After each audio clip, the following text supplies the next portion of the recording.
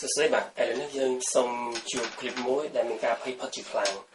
បាទក្នុងករណីបែបនេះមានថាទូកខាងសអុកតែមួយជើងគឺងាប់តែម្ដងណាអូខេបាទហូតឆ្វេងស្ដាំមុខក្រោយអុកងាប់តែម្ដង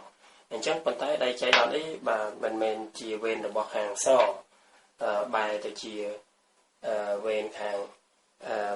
ងខ្មៅយ៉ាងណាដើមមុនបាទអញ្ចឹងអាចផាយស៊ីទូកណាអាចផាយស៊ីទូកណាបើផាយស៊ីទូកទៅគឺអាចឈ្នះដូចគ្នាណាបាទប៉ុន្តែបាទពេលនេះគឺមិនមែនផាយស៊ីទូកទេបាទយើងអាចអុកសម្រាប់បានអូខេយើងអាចផាយមកនេះបានណាបាទយើងអាចផាយនេះងាប់ដែរបាទផាយមួយជើងអត់មានរត់ពីដុល្លារណាមកខាងនេះនិងខាងនេះបាទអញ្ចឹងគាត់រត់មកខាងនេះអូខេបាទយើងអុកមកទូក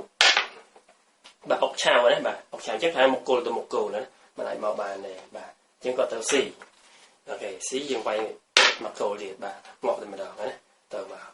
អញ្ចឹងក្នុងខណៈបែបនេះម្ដងទៀតបាទយើងអាចផាយមកខាងនេះដូចគ្នាណាបាទគាត់ឆ្មាខ្វល់ខាងនេះហើយគាត់មកខាងនេះម្ដងណាអូខេបើមកដូចគ្នាអុកឆាវដូចគ្នាណាគោលមានម្ដងគឺការងារ3បាទអញ្ចឹងអត់ស៊ីបាទវាយមកគោលតែម្ដងអូខេបាទអញ្ចឹងម្ដងទៀតណាពេលនេះយើងផាយម្ដងបាទផាយម្ដងបាទគាត់បាទគាត់មានម្ដងអូខេបាទយើងវាយមកទីឆាវដដែលបាទ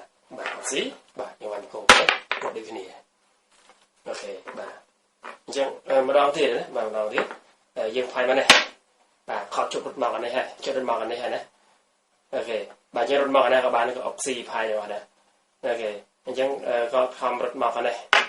បាទអុកដដែលបាទស៊ីបាទគោលអូខេបាទអញ្ចឹងយើងឃើញថាកីឡាបែបនេះគឺវាពិសេសមែនទែនដែលយើងអាចមើលឃើញដល់កីឡាយើងអុកឆាវបាទអរគុណបាទសូមជួបគ្នានៅគ្លីបក្រោយទៀតបាទ